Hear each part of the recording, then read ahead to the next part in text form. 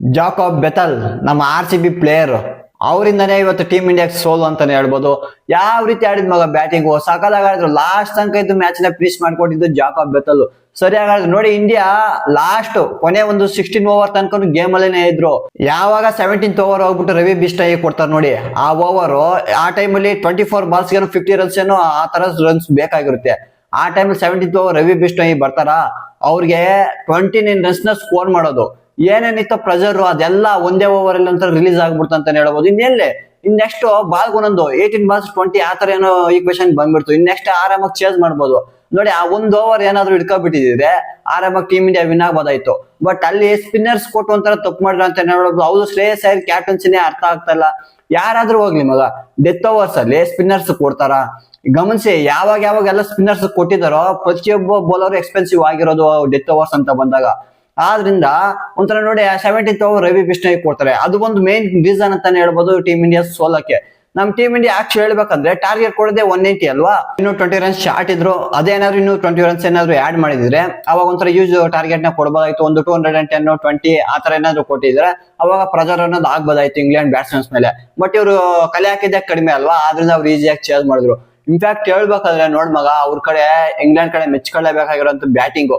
2 wickets ಕಳ್ಕೊಂಡ್ ಮೇಲೂ starting ಮೊದಲೇ ಓವರಲ್ಲೇ 2 wicket ನ ಕಳ್ಕೊಂಡ್ಬಿಡ್ತಾರೆ ಇಂಗ್ಲೆಂಡ್ ಟೀಮು. ಅದಾದ್ಮೇಲೆ ಯಾವ ರೀತಿ ಕಮ್ ಬ್ಯಾಕ್ ಮಾಡ್ತಾರೆ. ಜಾಕೋಬ್ ಬೆತಲ್ ಅಂತೂ ಲಾಸ್ಟ್ ತನಕ ಇದ್ದು ಮ್ಯಾಚ್ ನ ಫಿನಿಶ್ ಮಾಡ್ಕೊಡ್ತಾರೆ. ಅದೇ ಹೇಳ್ದೆ ಅಲ್ವಾ, ರವಿ ಬಿಷ್ಣಾಯಿ ಅವರು ಅಲ್ಲಿ ತನಕ ಇಂಡಿಯಾ ಗೇಮ್ ಅಲ್ಲೇ ಇದ್ರು. ಆ ಒಂದ್ ಓವರ್ ಅಲ್ಲಿ ಪ್ರೆಷರ್ ಎಲ್ಲ ರಿಲೀಸ್ ಆಗ್ಬಿಡ್ತು. ಆ ಓವರ್ ಏನಾದ್ರು ಸ್ವಲ್ಪ ಏನಾದ್ರು ಆಡ್ಸ್ಕೊಬಿಟ್ಟಿದ್ರೆ ಈ ಟೀಮ್ ಇಂಡಿಯಾ ವಿನ್ ಆಗೋ ಚಾನ್ಸಸ್ ಕೂಡ ಜಾಸ್ತಿನೇ ಇತ್ತು. ಬಟ್ ಆ ಓವರ್ ಅಲ್ಲಿ ಅವರು 29 30 ರನ್ಸ್ ನ ಸ್ಕೋರ್ ಮಾಡ್ತಾ ಇದ್ದಾಗೇನೆ ಆಮೇಲೆ ಗೊತ್ತಾಗೋಯ್ತು ಟೀಮ್ ಇಂಡಿಯಾ ಸೋಲುತ್ತಂತಾನೆ ಗೊತ್ತಾಗೋಯ್ತು. ಇವಾಗ ಟಾಸ್ ಬರೋಣ. ಟಾಸ್ ವಿನ್ ಆಗಿದ್ದು ಟೀಮ್ ಇಂಡಿಯಾನೇ. ಟೀಮ್ ಇಂಡಿಯಾ ಆಕ್ಚುಲಿ ಹೇಳ್ಬೇಕಂದ್ರೆ ಬ್ಯಾಟಿಂಗ್ ತಗೋತಾರೆ. ಹೌದು, ಲಾಸ್ಟ್ ಮ್ಯಾಚ್ ಬ್ಯಾಟಿಂಗ್ ತಗೊಂಡ್ರು. ಇವ್ರದ್ದು ಪ್ಲಾನ್ ಏನಂದ್ರೆ ಏನಾದ್ರು ಒಂದು ಯೂಸ್ ರನ್ಸ್ ನ ಕಲೆ ಆಗ್ಬಿಟ್ಟು ಏನಾದ್ರು ಅವ್ರ ಮೇಲೆ ಪ್ರೆಷರ್ ಅನ್ನೋದು ಹಾಕೋಣ ಅಂತ ಇವ್ರ ಪ್ಲಾನ್ ಇದ್ದಿದ್ದು. ಬಟ್ ಬ್ಯಾಟಿಂಗ್ ಲೈನ್ ಆಫ್ ಅದೇ ತರ ಇತ್ತು. ಒಂಥರ ಎಲ್ಲರೂ ಒಂಥರ T20 ಸ್ಪೆಷಲಿಸ್ಟ್ ಬ್ಯಾಟ್ಸ್ಮನ್ಸ್ ಅಲ್ಲ ಟೀಮ್ ಇಂಡಿಯಾ ಕಡೆ ಇದ್ದಿದ್ದು. ಅದರಿಂದ ಬ್ಯಾಟಿಂಗ್ ಆಯ್ಕೆ ಮಾಡ್ಕೊಂಡ್ರೆ ಇಲ್ಲಿ ತಪ್ಪು ಅಂತ ಹೇಳಕ್ಕಾಗಲ್ಲ. ಬಟ್ ಇವ್ರು ಮಾಡಿದ್ ಏನ್ ಗೊತ್ತಾ ತಪ್ಪು, ಕಡಿಮೆ ರನ್ಸ್ ನ ಟೋಟಲ್ ನ ಕಲೆ ಹಾಕಿದ್ದು. ಅದೇನಾದ್ರೂ ಒಂದು 210 ಆ ತರ ಹಾಕಿ ಪ್ರೆಷರ್ ಅನ್ನೋದು ಆಗ್ಬೋದಾಯ್ತು. ಬ್ಯಾಟಿಂಗ್ ಆಡಕ್ ಬರೋದು ಅಭಿಷೇಕ್ ಶರ್ಮಾ, ವೈಭವ್ ಸೂರ್ಯವಂಶಿಗೆ ಇವತ್ತು ಚಾನ್ಸ್ ಸಿಗುತ್ತೆ. ಬಟ್ ಅವ್ರ ಕಡೆಯಿಂದ ಏನು ಜಾಸ್ತಿ ಆಡಕ್ ಆಗಲ್ಲ. ಅಭಿಷೇಕ್ ಶರ್ಮಾ ಒಂದ್ ಎಂಡೆಲ್ಲ ಅಗ್ರೆಸಿವ್ ಆಗಿ ಆಡ್ತಾರೆ ಮಗ. 24 ಬಾಲ್ಸ್ ಅಲ್ಲಿ 43 ರನ್ಸ್ ಸ್ಕೋರ್ ಮಾಡ್ತಾರೆ. ಎಗ್ಗ ಮುಗ್ಗ ಇರ್ತಾರೆ. ಅವ್ರು ಔಟ್ ಆಗ್ಬಿಡ್ತಾರೆ. ಜಾಸ್ತಿ ಹೊತ್ತಿರಲ್ಲ. ಸ್ಯಾಮ್ ಕರನ್ ಆಕ್ಚುಲಿ ಹೇಳ್ಬೇಕಾದ್ರೆ ಇವತ್ತು 3 ವಿಕೆಟ್ಸ್ ತಗೋತಾರೆ. ಸ್ಯಾಮ್ ಕರನ್ ತಗೊಳ್ಳೋ ಮೇನ್ ವಿಕೆಟ್ಸ್ ಯಾರು ಗೊತ್ತಾ? ಅಭಿಷೇಕ್ ಶರ್ಮಾ ಒಂದು ವಿಕೆಟ್ ತಗೋತಾರೆ. ಇಶಾಂತ್ ಕಿಶನ್ ಅವ್ರು ವಿಕೆಟ್ ತಗೋತಾರೆ. ಶಿವಮ್ ದುಬೆ ಒಳ್ಳೊಳ್ಳೆ ಬ್ಯಾಟ್ಸ್ಮನ್ಸ್ ನ ತಗೋತಾರೆ. ಇದು ಸ್ಯಾಮ್ ಕರನ್ ಆಕ್ಚುಲಿ ಹೇಳ್ಬೇಕಂದ್ರೆ ಬೇರೆ ಕಂಡೀಷನ್ಸ್ ಅಲ್ಲಿ ಅಷ್ಟೊಂದು ಎಫೆಕ್ಟಿವ್ ಆಗಿರಲ್ಲ ಮಗ. ಇಂಗ್ಲೆಂಡ್ ಕಂಡೀಷನ್ಸ್ ಅಂತ ಬಂದಾಗ ಸ್ಯಾಮ್ ಕರನ್ ಒಳ್ಳೆ ಬ್ಯಾಟಿಂಗು ಆಡ್ತಾರೆ ಮತ್ತೆ ಒಳ್ಳೆ ಬೌಲಿಂಗು ಆಗ್ತಾರೆ. ವೈಭವ್ ಸೂರ್ಯವಂಶಿ 40 ಅಷ್ಟೇ ಮಾಡೋದು. ಮತ್ತೆ ಇಶಾಂತ್ ಕಿಶನ್ ಕಡೆಯಿಂದ ಒಂದ್ ರನ್ಸ್ ಬರುತ್ತೆ, ಪರವಾಗಿಲ್ಲ, ಒಂದ್ ರೇಂಜ್ ಚೆನ್ನಾಗಿ ಆಡ್ತಾರೆ. 14 ರನ್ಸ್ ಸ್ಕೋರ್ ಮಾಡ್ತಾರೆ. ಬಟ್ ಲೋ ಸ್ಟ್ರೈಕ್ ರೇಟ್ ಅಲ್ಲಿ ಆಡ್ತಾರೆ. ಇವ್ರ ಕಡೆಯಿಂದ ಅಷ್ಟೊಂದು ಪಾಪ ಹೊಡಿದಾಕ್ ನೋಡ್ತಾರೆ ಆಗ್ತಾ ಇಲ್ಲ, ಕನೆಕ್ಷನ್ ಆಗ್ತಾ ಇಲ್ಲ. ಒಂಥರ ಬಿಗ್ ಬೌಂಡ್ರೀಸ್ ಸಹ ಇದ್ದಿದ್ದು ಇವತ್ತು. ಆದ್ರೆ ಇಶಾಂತ್ ಕಿಶನ್ ಕೈಲಿ ಏನೋ ಅಷ್ಟೊಂದು ಆಡಕ್ಕಲ್ಲ. 14 ರನ್ಸ್ ಸ್ಕೋರ್ ಮಾಡ್ತಾರೆ. ಶ್ರೇಯಸ್ ಅಯ್ಯರ್ ಕಡೆಯಿಂದ ಒಂಥರ ಕ್ಯಾಮೆನ್ ಆಗಿ ಬರುತ್ತೆ. 37 ರನ್ಸ್ ಬರುತ್ತೆ. 22 ಬಾಲ್ಸ್ ಇದೆ. ಇವರು ಪರವಾಗಿಲ್ಲ, ಇವ್ರಿಬ್ರದ್ದು ನಡುವೆ ಒಳ್ಳೆ ಪಾರ್ಟ್ನರ್ಶಿಪ್ ಬರುತ್ತೆ. ಟೀಮ್ ಇಂಡಿಯಾ ಒಂದ್ ಟೈಮ್ ಅಲ್ಲಿ ಯಾವ ತರ ಆಯ್ತು ಗೊತ್ತಾ? 11 ಓವರ್ಸ್ ಅಲ್ಲಿ 111 ಆ ತರ ಏನೋ ಸ್ಕೋರ್ ಮಾಡಿದ್ರು. ನಾನೆಲ್ಲ ಇವ್ರು ಆಡ್ತಾ ಇದ್ದ ರೀತಿ ನೋಡ್ಬಿಟ್ಟು ಒಂದು 210 20 ಆ ರೇಂಜ್ ಹೋಗ್ತಾರೆ ಅನ್ಕೊಂಡ್ರೆ. ಬಟ್ ಅಲ್ಲಿ ತನಕ ಹೋಗಕ್ ಆಗಿಲ್ಲ. ತಿರ್ಗಿ ಲಾಸ್ಟ್ ಅಲ್ಲಿ ತಿಲಕ್ ವರ್ಮಾ ಕಡೆಯಿಂದ ಒಂದು 24 ರನ್ಸ್ ಬರುತ್ತೆ. ಅವ್ರು ಅಗ್ರೆಸಿವ್ ಆಗಿ ಆಡ್ತಾರೆ. 12 ಬಾಲ್ಸ್ ಅಲ್ಲಿ ಆ ರೇಂಜ್ ಅಲ್ಲೇನೋ ಒಂಥರ ಅಗ್ರೆಸಿವ್ ಅಲ್ಲಿ ಆಡ್ತಾರೆ. 24 ರನ್ಸ್ ನ ಕಲೆ ಹಾಕ್ತಾರೆ. ಇಷ್ಟೆಲ್ಲ ಮಾಡೋಷ್ಟೊಳಗಡೆ ಇವರು ಎಷ್ಟು ಗೊತ್ತಾ ಕಲೆ ಹಾಕಿದ್ದು? 190 ರನ್ಸ್ ನ ಸ್ಕೋರ್ ಮಾಡ್ತಾರೆ ಅಷ್ಟೇ. ಇನ್ನು ಒಂದು 20 ರನ್ಸ್ ಶಾರ್ಟ್ ಇದ್ರು. ಆದ್ರೂ ಡಿಪೆಂಡ್ ಮಾಡ್ಕೊಳ್ಳೋಣ, ಒಂಥರ ಒಳ್ಳೊಳ್ಳೆ ಬೌಲರ್ಸ್ ಇದ್ರಲ್ಲ ಟೀಮ್ ಇಂಡಿಯಾ ಕಡೆ, ಆದ್ರೂ ಮಾಡ್ಕೊಳ್ಳೋಣ ಅಂತ ಟೀಮ್ ಇಂಡಿಯಾ ಬರ್ತಾರೆ. ಬಟ್ ಇದೊಂಥರ ಇದನ್ನ ಟಾರ್ಗೆಟ್ ನೋಡ್ತಾ ಇದ್ದಂಗೆ ಇಂಗ್ಲೆಂಡ್ ಚೇಂಜ್ ಮಾಡ್ಬೋದು, ಅಷ್ಟೊಂದು ಕಷ್ಟ ಇಲ್ಲ ಅನ್ಕೊಂಡ್ ಬರ್ತಾರೆ. ಬಟ್ ಆದ್ರೆ ಇಂಗ್ಲೆಂಡ್ಗೆ ಮೊದಲನೇ ಬಾಲಲ್ಲಿ ಆಗತ್ತ. ಅವ್ರಿಗೆ ಯಾವ ತರ ಸ್ಟಾರ್ಟ್ ಬೇಕಾಗಿತ್ತು ಆ ತರ ಸ್ಟಾರ್ಟ್ ಸಿಗ್ಲೇ ಇಲ್ಲ ನೋಡಿ. ಪಿಲ್ ಸಾಲ್ಟ್ ಮೊದಲನೇ ಬಾಲಲ್ಲಿ ಔಟ್. ಹರ್ಷದೀಪ್ ಸಿಂಗ್ ಒಳ್ಳೆ ಲೈನ್ ಅಲ್ಲಿ ಹಾಕಿದ್ರು ಅಂತ ಹೇಳ್ಬೋದು. ಟೆಸ್ಟ್ ಮ್ಯಾಚ್ ಅಂತ ಹಾಕಿದ್ದು ಬ್ಯಾಕಪ್ ದಲ್ಲಂತೂ ಒಂಥರ ನೋಡಿ ಕೀಪರ್ ಕ್ಯಾಚ್ ಕೊಟ್ರು ಇವರು ಪಿಲ್ ಸಾಲ್ಟ್. ಸಗದಾಗಿ ಮಾಡಿದ್ರು ಮಗ ಹರ್ಷದೀಪ್ ಸಿಂಗ್ ಬೌಲಿಂಗು ನೋಡಿ. ಅವರು ಮೊದಲನೇ ಬಾಲ್ ಔಟ್ ಆಗ್ತಾರ. ನೆಕ್ಸ್ಟ್ ಹ್ಯಾರಿ ಬ್ರೂಕ್ ಬರ್ತಾರೆ. ಅದಾದ್ಮೇಲೆ ಅದೇ ಓವರ್ ಅಲ್ಲಿ ಮೊದಲನೇ ಓವರ್ ಅಲ್ಲಿ ಮತ್ತೆ ಜಾಸ್ ಬಟ್ಲರ್ ಸಹ ಔಟ್. ಅವರು ಡಕ್ಕು ನೋಡಿ. ಇವರಿಬ್ರು ಡಕ್ ಆದ್ಮೇಲೆ ಒಂಥರ ಕಮ್ ಬ್ಯಾಕ್ ಮಾಡಿ ಯಾವ ತರ ವಿನ್ ಆದ್ರೂ ಇಂಗ್ಲೆಂಡ್ ಯೋಚನೆ ಮಾಡಿ. ಹ್ಯಾರಿ ಬ್ರೂಕ್ ಅಂತೂ ಇವರಿಬ್ರು ವಿಕೆಟ್ ಕಳ್ಕಂದ್ರ ನೆಕ್ಸ್ಟ್ ನೋಡಿ ಅಗ್ರೆಸಿವ್ ಆಗಿ ಆಡ್ತಾನೆ ಇದಾರೆ ಮಗ. ವಿಕೆಟ್ಸ್ ಕೊಡ್ತಾ ಇಲ್ಲ.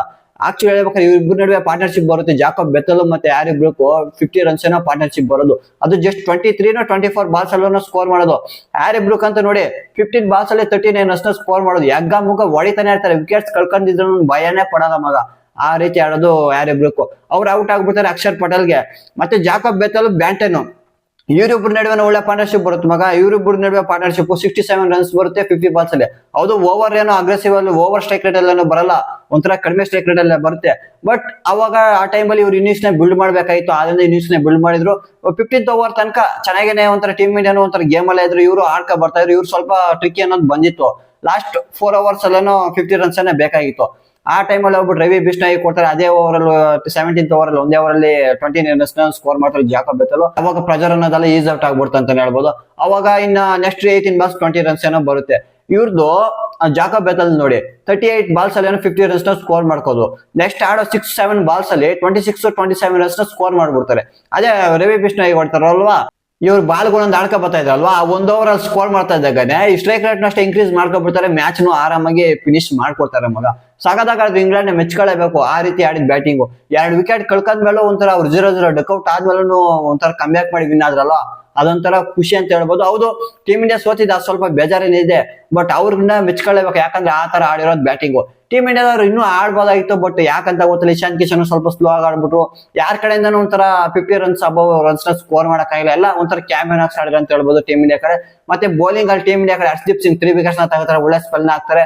ರವಿ ಬಿಷ್ಣೋಯ್ಗಂತೂ ಒಂಥರ ಎಗ್ಗ ಮುಗ್ಗಾಡ್ತಾರೆ ಅಂತ ಹೇಳ್ಬೋದು. ಹೌದು ಮಗ, ಅವರೇ ಸ್ವಲ್ಪ ಎಕ್ಸ್ಪೆನ್ಸಿವ್ ಆಗೋದು ಟೀಮ್ ಇಂಡಿಯಾ ಕಡೆ. ನಮ್ಮ ಟೀಮ್ ಇಂಡಿಯಾ ಅವರು ಏನ್ ಎಕ್ಸ್ಟ್ರಾ ರನ್ಸ್ ನ ಕಲೆ ಹಾಕಿದ್ರು ಅದನ್ನೆಲ್ಲ ಇದೇ ಓವರ್ ಅಲ್ಲಿ ಒಂಥರ ರಿಕವರಿ ಮಾಡ್ಕೊಬಿಟ್ರು. ರವಿ ಬಿಷ್ಣೋಯ್ ಓವರ್ಸ್ ಅಲ್ಲಿ ರಿಕವರಿ ಮಾಡ್ಕೊಬಿಟ್ರು ಅಂತ ಹೇಳ್ಬೋದು. 60 ರನ್ಸ್ ಅಂದ್ರೆ ಏನ್ ತಮಾಷೆನಾ, ಒಂಥರ ಎಕ್ಸ್ಪೆನ್ಸಿವ್ ಬೌಲರ್ ಆಗಿದ್ದು ಇವತ್ತು.